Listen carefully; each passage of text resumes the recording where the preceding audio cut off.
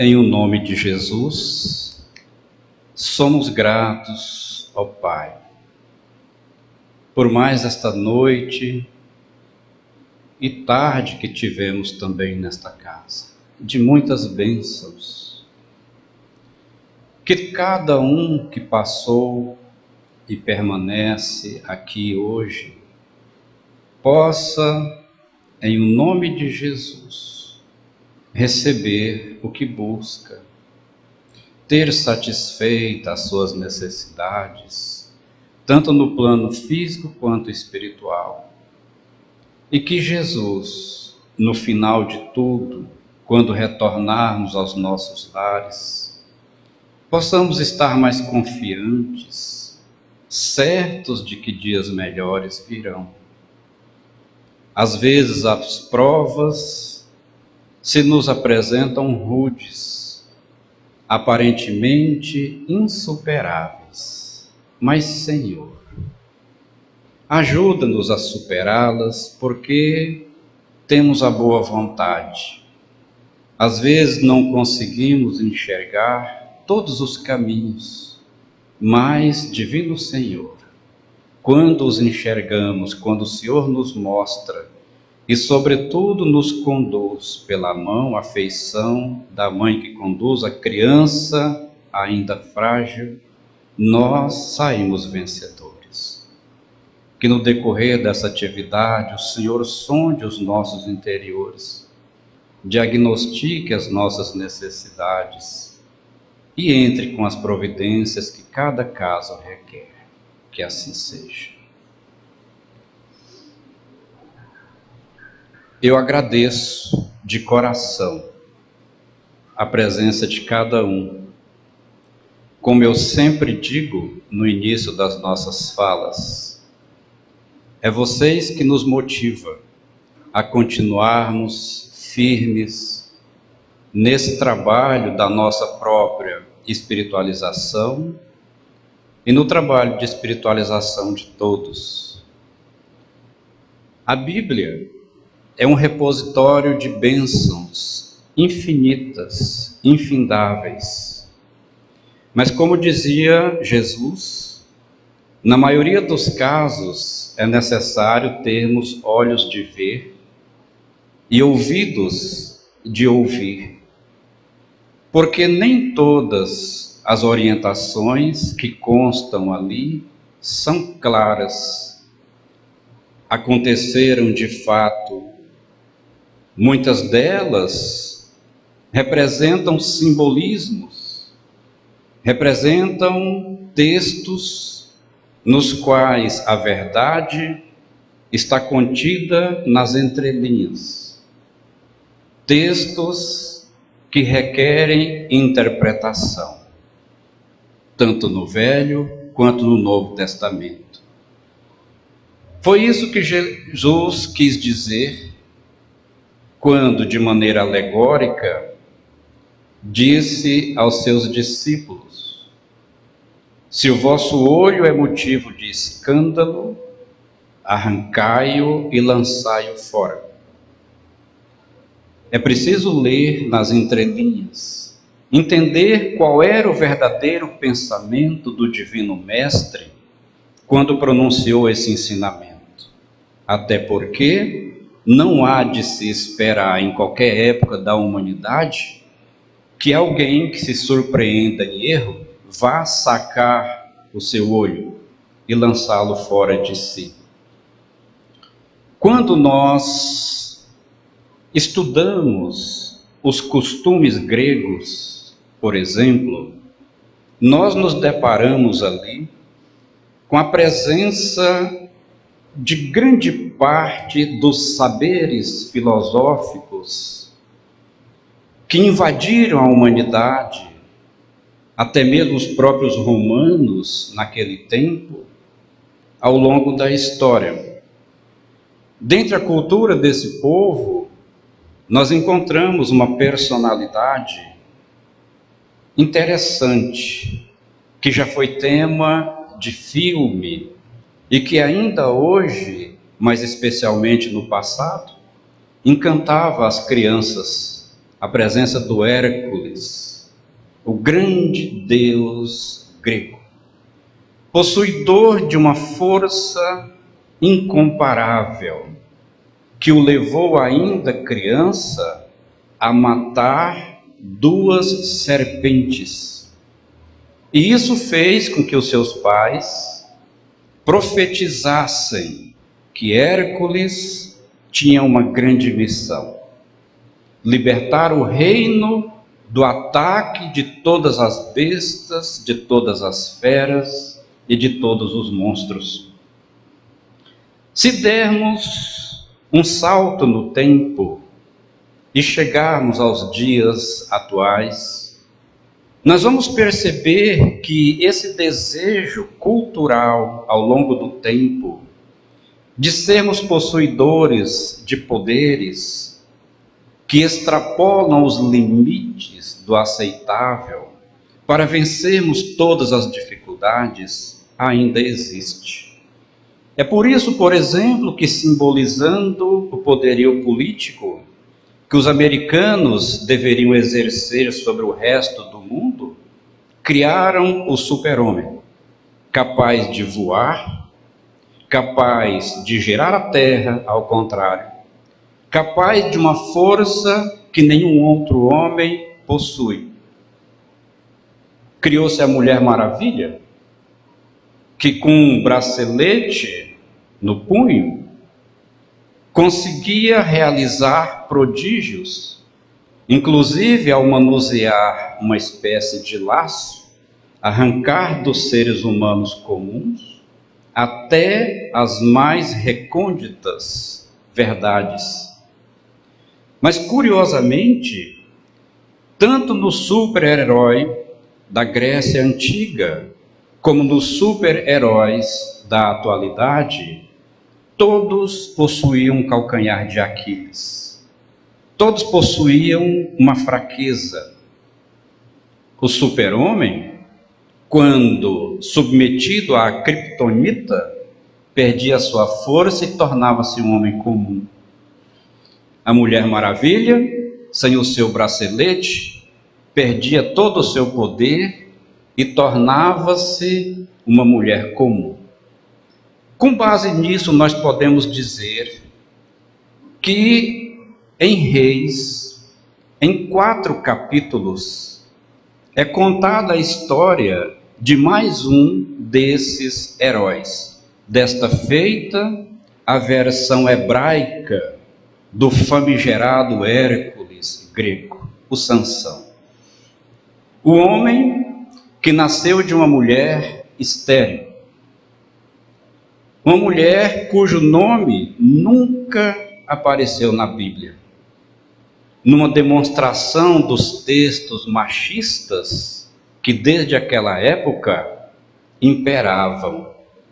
Mas fato é que Sansão aparece como filho de Manoá, ou Manoé, mas como se ele não tivesse mãe, ou como se a existência dela não tivesse tanta importância. Sendo estéril, narra a Bíblia, um anjo apareceu e disse a ela que ela teria um filho. E esse filho tinha uma grande missão: libertar o povo hebreu da opressão que lhes era imposta naquela época pelos filisteus. Os filisteus eram um povo que vivia em constante guerra contra os hebreus, vencendo-os e os submetendo ao seu jugo durante longo período. E no momento muito difícil dessa luta, Deus enviou através desta mulher sem nome à terra este super-herói. Ele nasceu numa condição muito especial. Ele era nazareno. O povo adepto da seita dos nazarenos era um povo que desde o ventre era educado, preparado para servir a Deus. Mas havia umas regras que precisavam ser seguidas rigorosamente. O nazareno jamais deveria tocar em um animal morto. O nazareno jamais deveria ingerir bebida fermentada ou alcoólica. O nazareno nunca, durante toda a sua vida, deveria se envolver com mulher estrangeira. E o nazareno também, em hipótese nenhuma, jamais poderia cortar o cabelo. E assim nasceu o menino Sansão. Começou a desenvolver-se sob as orientações da mãe sem nome e passou a dedicar a sua vida totalmente aos ensinamentos que lhe eram dados sobre a vida com Deus, preparando-o desta forma para a grande missão: libertar o seu povo da opressão dos filisteus. Todavia, ainda muito jovem, quando seus pais levavam Sansão a um determinado lugar, eis que um leão veio sobre eles. E dotado de uma força descomunal, o jovem Sansão destroçou esse leão. Assim como talvez um homem comum conseguisse, com muito esforço, fazer com uma ovelha. Mas ele matou o leão com as próprias mãos, abrindo-o pelas mandíbulas. Além desse feito, nesta mesma viagem, ele encontrou uma colmeia com muito mel às margens da estrada. Ele colheu esse mel, levou-o para alimentar os seus pais, mas não lhes contou qual era a origem daquela colmeia. Naquele momento, Sansão estava demonstrando um alto índice de desobediência, porque só nesses dois atos ele infringiu duas das regras que fazia dele um nazareno. Ele não só tocou no cadáver do animal, como ele próprio o matou com as mãos. Uma outra regra é que ele jamais se alimentasse de um alimento impuro. Mas o mel que ele encontrou às margens da estrada não tinha origem definida. Então ele cumpria aí a sua segunda desobediência. Com o passar do tempo, ele foi mostrando o seu verdadeiro caráter. E não precisa uma observação muito detalhada do texto desses 4 capítulos que narram a história de Sansão, para percebermos que ele hoje seria considerado um homem de extrema má vida, mulherengo, assassino, desobediente, dentre outras qualidades depreciativas, mas que passou para a história como um santo e como um grande homem. Ele vivia se imiscuindo nas terras daquele povo que os oprimia, dos filisteus, e envolvendo-se lá com as mulheres daquela nação. Certa feita, por exemplo, ao adentrar na calada da noite àquela comunidade, esteve ali até altas horas com uma mulher. Quando chegou aos ouvidos das lideranças filisteias que Sansão estava inadvertidamente em suas terras, imediatamente saíram à procura dele. Desejavam prendê-lo. Mas nesse momento, de maneira inescrupulosa, Sansão propiciou àquele povo uma das maiores vergonhas e humilhações pelas quais eles iriam passar ao longo de toda a história. Narra a Bíblia que, chegando no portão que fechava a cidade, cuja dimensão era de 28 metros, ele arrancou todo aquele portal com todas as colunas e com a sua superforça levou até um monte, deixando aquele povo arrasado, porque aquele portão representava todas as defesas daquela comunidade.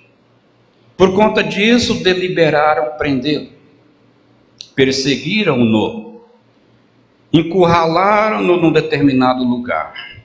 Havia cerca de 3.000 soldados. Ele invocou a Deus e, tomado daquela força insuperável, lançou mão da arcada, da queixada de um animal, e com isso matou a todos.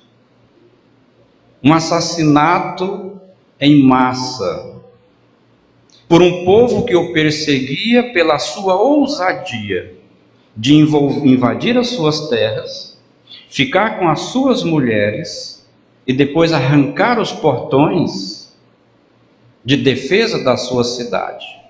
E ele assim ainda os submeteu a esse vexame. Como se não bastasse, em um outro momento, Sansão casou-se com uma filisteia. Mas não era um casamento bem quisto, não era muito bem aceito. E para vingar-se dele, os filisteus foram lá e mataram a sua esposa e o sogro. Para se vingar, de acordo com a narrativa bíblica, Sansão pegou 300 raposas, amarrou os rabos dela aos pares, portanto deu 150 pares de rabos de raposa. Acendeu uma tocha e amarrou em cada um desses pares de rabos.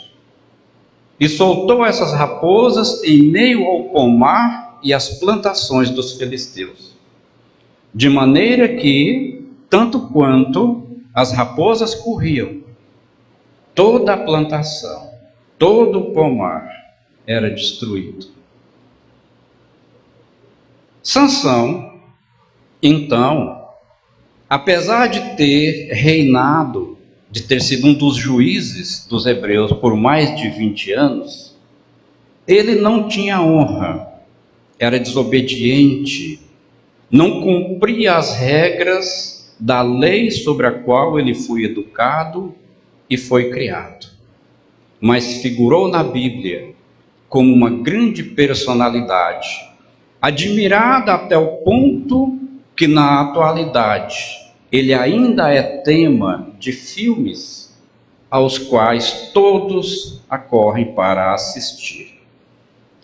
Mas houve um momento na vida de Sansão que merece o nosso destaque. Foi quando, depois de se envolver com muitas filisteias, ele conheceu uma mulher que vendia o seu corpo. A Bíblia não fala qual era a nação dela, se ela era filisteia, se ela era hebreia. Sabe-se que o nome dela era Dalila.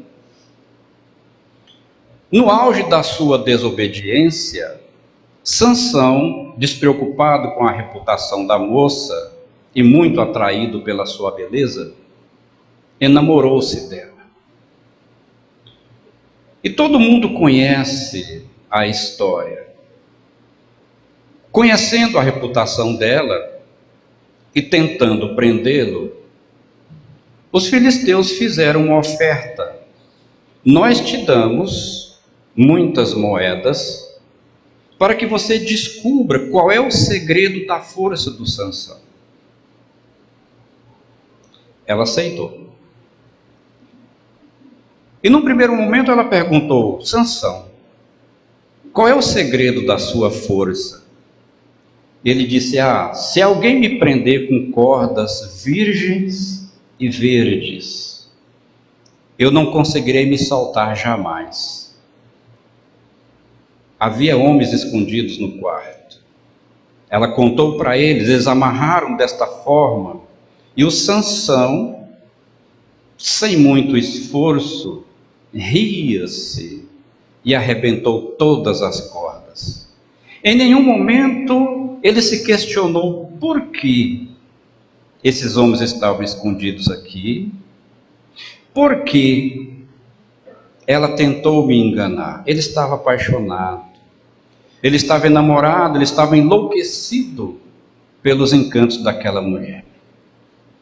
E ele confiava e zombava, porque ele estava protegido pela força que ele tinha e que ele pretendia ser inesgotável. Quantos de nós somos Sansões ou Sansãos nos dias atuais? Que do alto da nossa pseudo-religiosidade, sabedoria, conhecimento, força com Deus, menosprezamos as coisas mais importantes, menosprezamos os perigos, deixamos de nos dedicar às coisas santas tanto quanto deveríamos, desobedecendo às regras.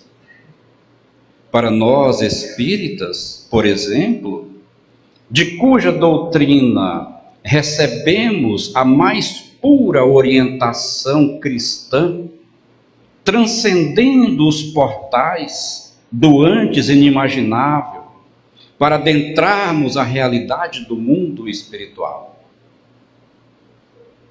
Permanecemos desobedientes, mesmo quando temos claro que o objetivo do existir é a reforma interior. E não raro, a vida também nos testa. Não raro, a vida também nos questiona qual é o segredo desta confiança que você tem. É porque Jesus é o meu Senhor. Porque eu estou confiando naquele que é o Senhor dos exércitos. Porque eu tenho os espíritos superiores por protetor. Eu tenho o meu mentor, eu tenho o meu anjo de guarda. Eu tenho a espiritualidade a me guardar, porque eu não falto no centro espírita. Então eu confio nessa proteção. Logo, desobedecer às regras é um mero detalhe. Eu faço, eu penso do jeito que eu quero, porque eu tenho o poder. Muitas vezes, diante da aflição, da dor, do medo, quando as coisas apertam, nós recorremos a essa divindade. Nós recorremos a esses espíritos e eles vêm em nosso socorro e aliviam a dor, mostram a solução, ajudam-nos, protegem-nos, livram-nos da derrocada. E nós pensamos, viu? Eu sabia. Eu posso desobedecer enquanto eu quiser, que sempre Deus está aí para me proteger. O grande problema é que o excesso de confiança nisso leva-nos à não percepção de que tudo tem um limite. Por conta disso, o Sansão pela segunda vez foi tentado pela Dalila. Ah, você está brincando comigo, Sansão? Qual que é de verdade o segredo da sua força? Sem questionar, ele inventou mais uma mentira. E mais uma vez, manietado pelos soldados, com muita facilidade ele libertou-se. Ele disse: se você prender os meus cabelos nessa máquina, nesse tear, eu perderei toda a minha força. E ela prendeu. Mas com muita facilidade ele arrancou os cabelos daquele tear, derrotou os soldados que estavam por ali e ria-se, divertia-se ao ver a fisionomia desencantada de Dalila. porque ele estava cego de paixão, que já o induzia às raias da loucura. Em nenhum momento ele questionou por que ela está me tentando. E se em um momento desses eu perder a minha força? Mas sabe por que ele não questionou? Porque em nenhum momento ele levou em consideração que a força não era dele, que a força provinha de Deus. Em nenhum momento ele cogitou que a força não estava efetivamente no comprimento dos seus cabelos. Da mesma forma como nós hoje nem sempre percebemos que a força que advém nas nossas vidas de Deus é pelo fato de frequentarmos esta ou aquela instituição religiosa. É por termos essa ou aquela fé. É por termos esse ou aquele dom extrasensorial. É por termos essa ou aquela companhia espiritual. Mas sim, essa força está centralizada em algo que vai muito além. E mais uma vez, o Sansão, de maneira inadvertida, deixou-se prender e libertou-se com muita facilidade. Mas Dalila, de olho no dinheiro, inescrupulosa como ela era, continuou a tentá-lo. E deve, eu presumo, ter feito aquela carinha que desmonta o sujeito. Deve ter dado aquele olhar 43. Ah, Sansão, você está me fazendo de boba. Você está brincando comigo, eu não gostei. Aí Sansão sentiu-se tocado no mais fundo do seu coração.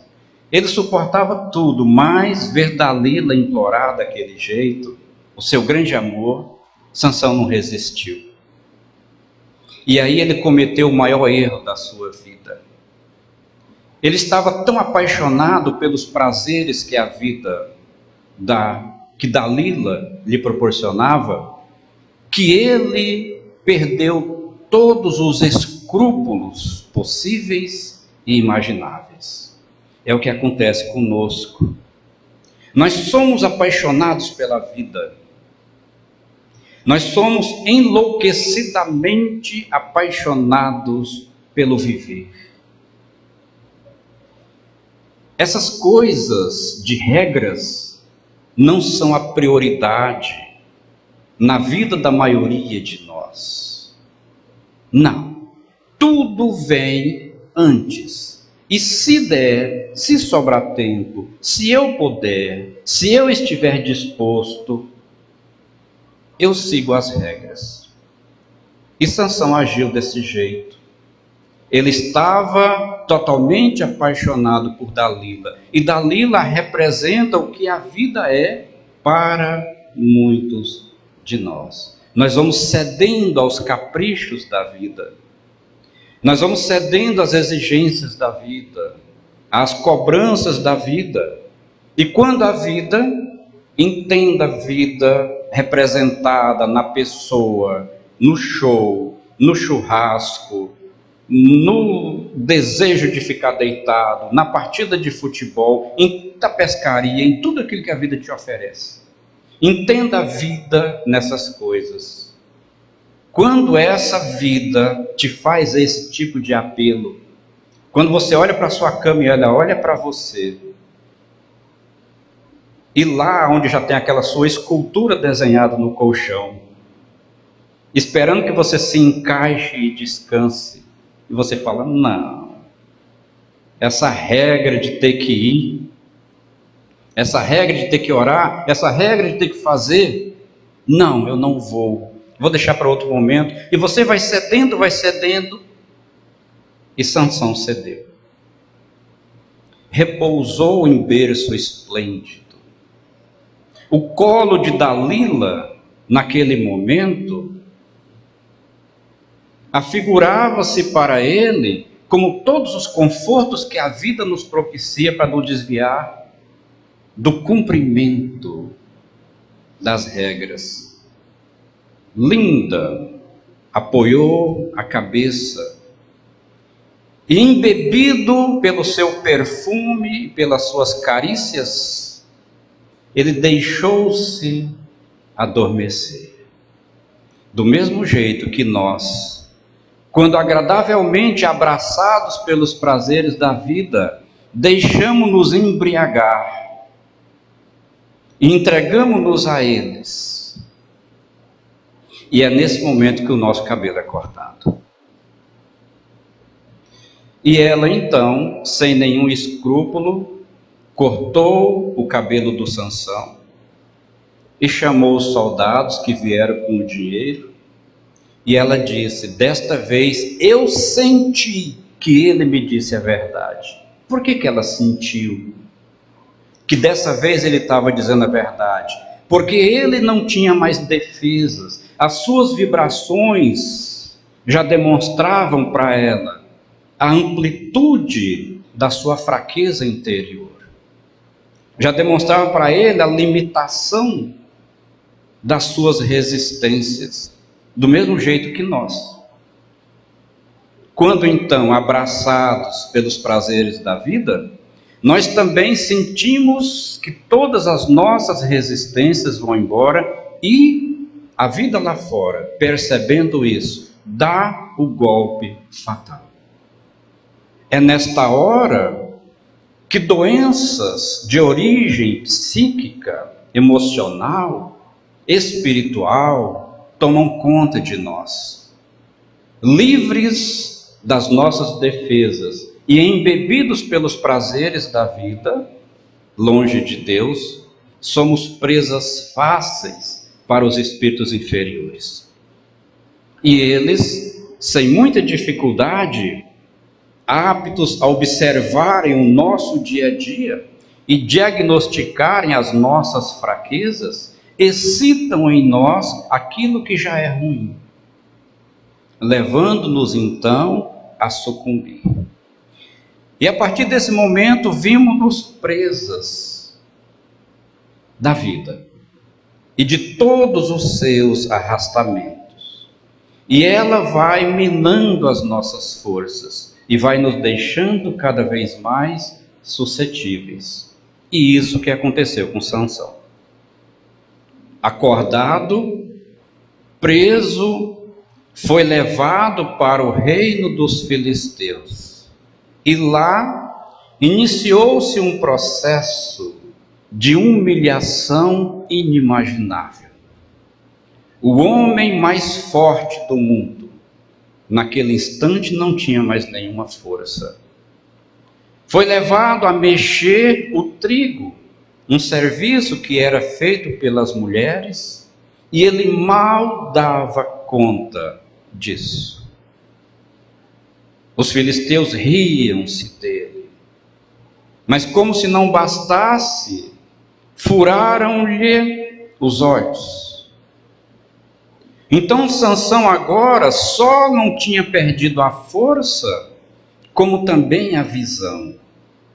Ele era fraco e cego. É o que acontece conosco. Quando então deixamos-nos embebedar pelos prazeres da vida, pelo que a Dalila representa no mundo, nós ficamos cegos também. Nossos olhos são furados também. E nós vivemos tateando no escuro. Não servimos mais para as grandes realizações.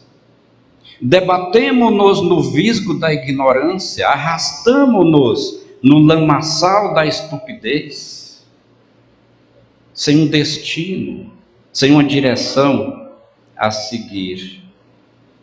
Tudo aquilo que antes se nos parecia tão claro, agora é totalmente escuridão. Será preciso que, no arroubo de muita misericórdia, Deus nos estenda a mão e nos resgate daquele mundo. E quando nós começamos a observar a humanidade, e deparamos-nos com inumeráveis irmãos que ao longo do tempo foram ficando pelo caminho. Nós vemos em cada um a figura do Sansão. É por isso que Jesus dizia: veja quem tem olhos de ver, e é por isso que nós precisamos enxergar nas entrelinhas o verdadeiro sentido de cada história. Ao longo do tempo, quantos já conosco assumiram essa posição de falar? Quantos conosco já trilharam esse caminho, muitas vezes cheio de dificuldades e de espinhos, mas no final do qual nos espera a luz, mas que foram ficando pelo caminho, porque os espinhos se afiguraram o visgo, no qual a ave belíssima pousa e depois não consegue voar.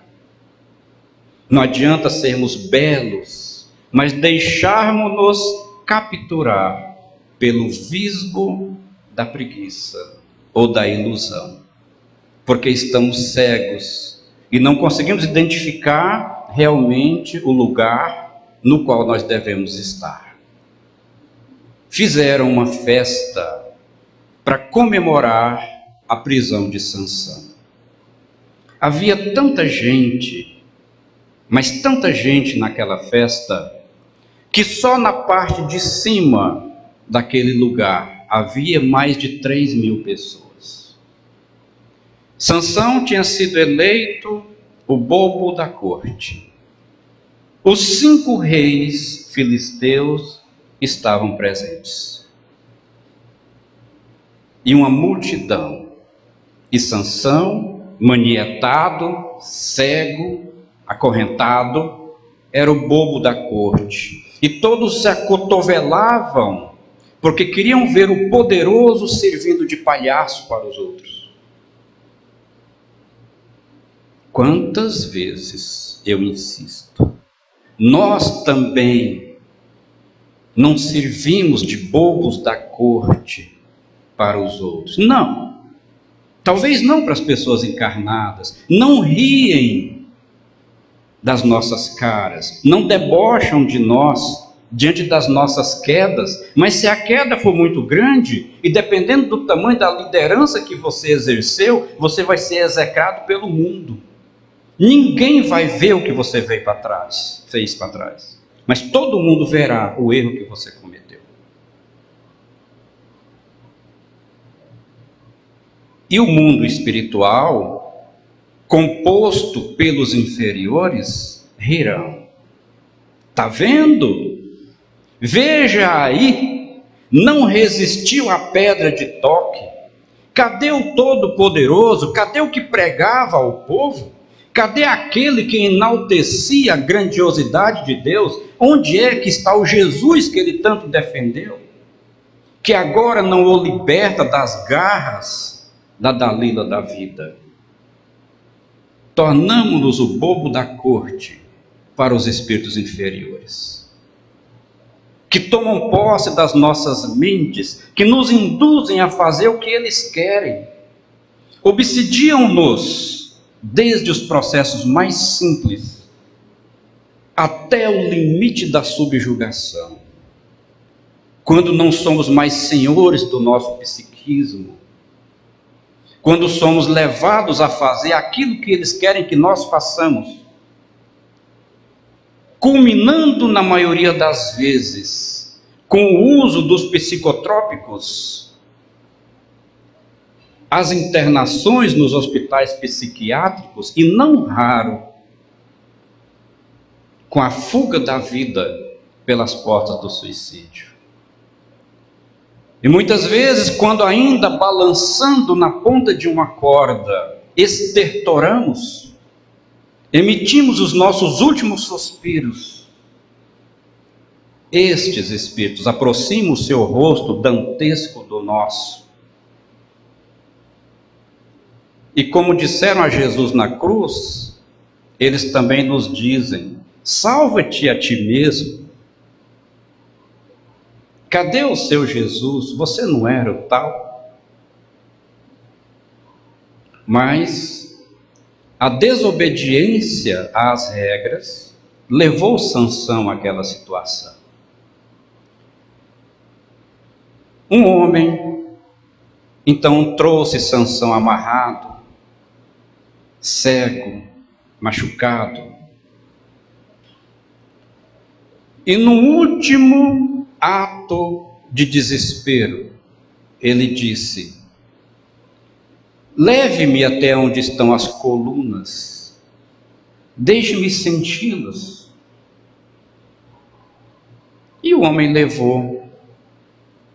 E a Bíblia conta que ele abriu os braços, apoiou as mãos em cada uma das colunas e disse: Deus, restaura uma última vez a força do seu servo. Dizem que o cabelo dele tinha voltado a crescer, a Bíblia fala isso. Mais uma vez centralizando a força no cabelo. E Deus restituiu naquele momento a força a Sansão. E a última frase dele foi: que morra eu, junto com os filisteus. Empurrou as colunas e o prédio ruiu, matando todos. Esses 4 capítulos do Velho Testamento encerram dizendo que naquele dia morreu mais pessoas do que Sansão matou durante toda a sua existência. Mas chama-nos a atenção um fato: Deus, restitua-me as forças, e Deus restituiu. Como se endossasse o suicídio de Sansão. Como se Deus dissesse para ele: é melhor que você se mate mesmo junto com os filisteus. O que é incoerente, porque Deus não autoriza tirar-se a vida própria e nem a dos outros. A doutrina espírita nos orienta que o primeiro direito que cada um de nós tem é o direito à vida. Portanto, em nenhuma circunstância é aceitável que nós tiremos a nossa ou a vida de qualquer outro ser vivo. É por isso que nos 10 mandamentos não tem vírgula. Está escrito: não matarás. Apenas isso. Aí cada um lê nas entrelinhas: não matarás. Mas Sansão morreu junto com os demais. Olhando nas entrelinhas, o que essa simbologia quer dizer é: preferível que morra para Sansão a desobediência, a preguiça, que morra com Sansão a falta de observação aos ensinamentos de Deus, que morra com Sansão o adultério, que morra com Sansão o assassínio, que morra com Sansão os atos impuros. Não tomeis alimentos impuros. Quer dizer, nada do que seja impuro entre pela sua boca. Não é a comida impura, não é a carne do porco. O mel da abelha é saudável. Ela não poderia ser considerada um alimento impuro. Então a impureza do que entra,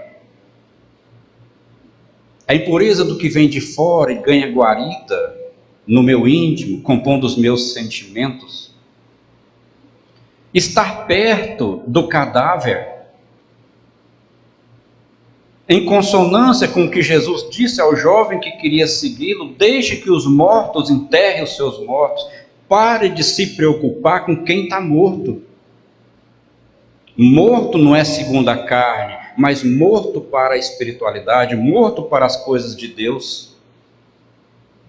Os mortos, que são seus parentes que não me seguem, que enterrem o seu pai que está morto segundo a carne. Mas você que está vivo, me segue agora, não precisa voltar lá.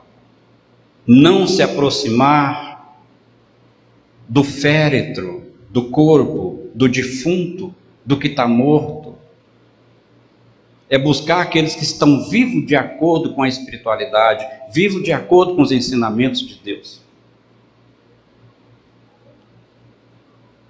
Não se aventure se relacionando com mulheres estrangeiras.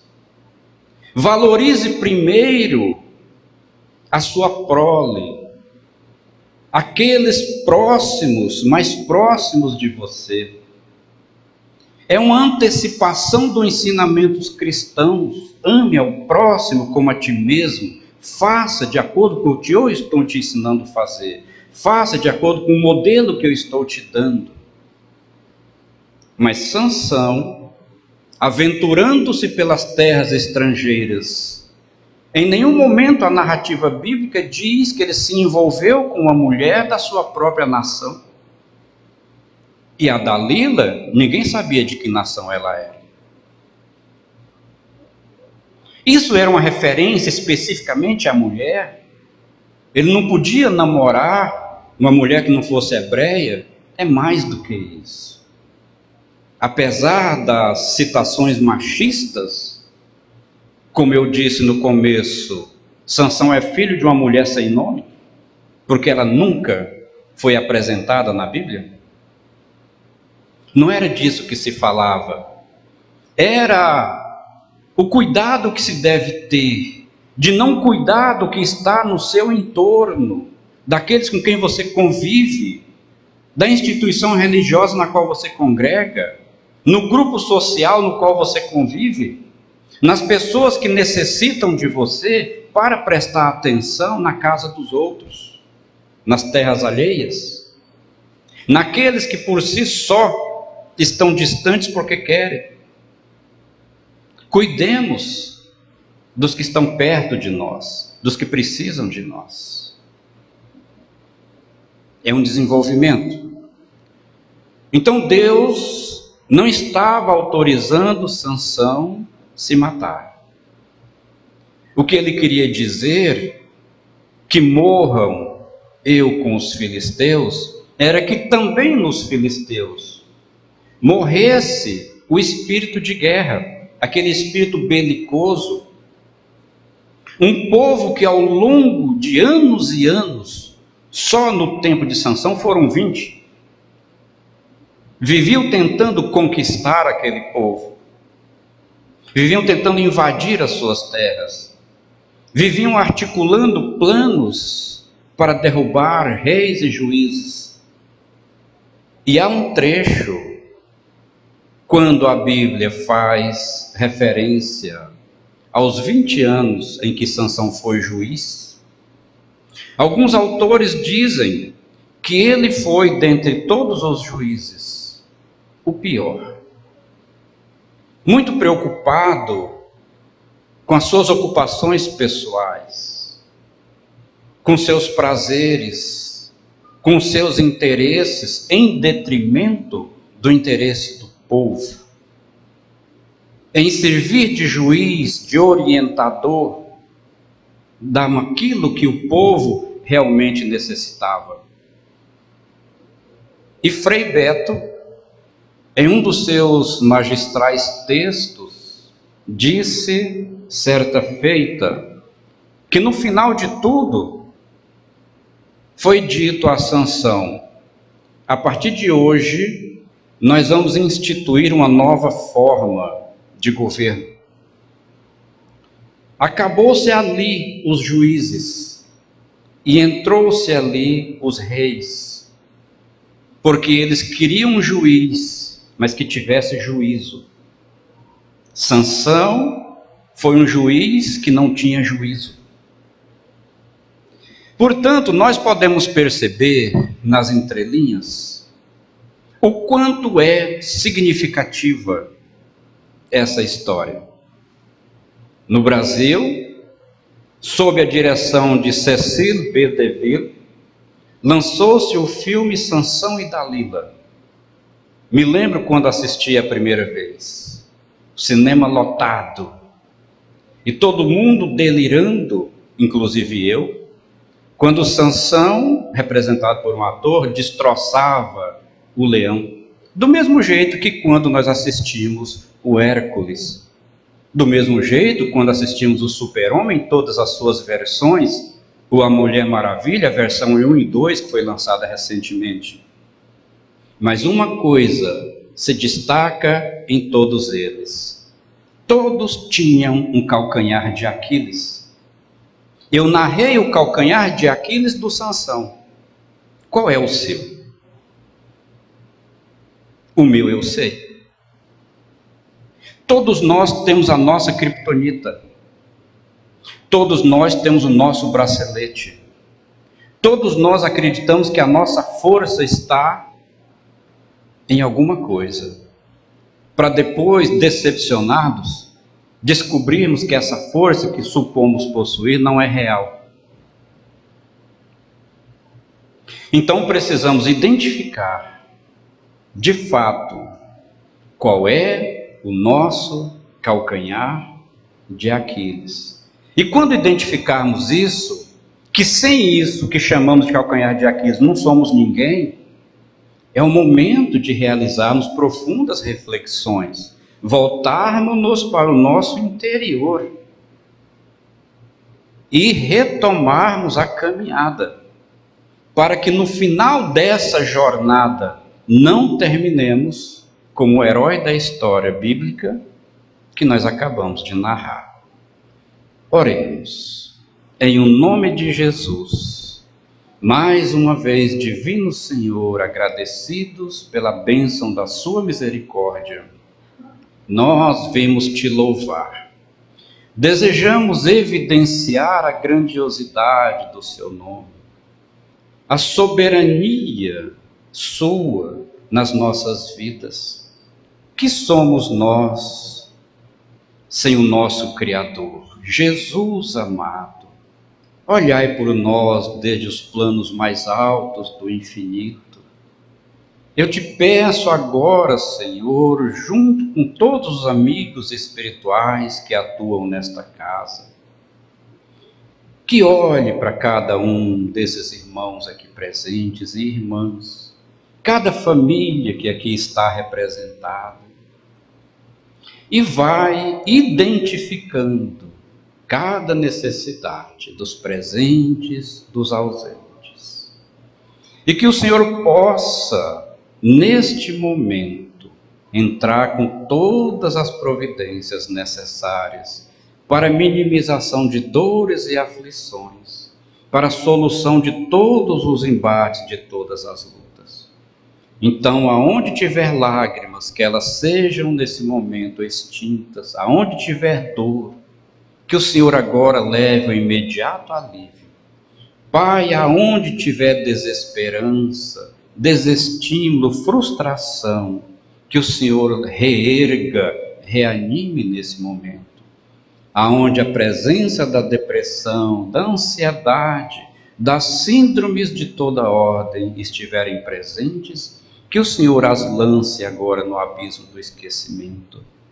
E assim, que o milagre possa acontecer na vida de todos nós. Que assim seja.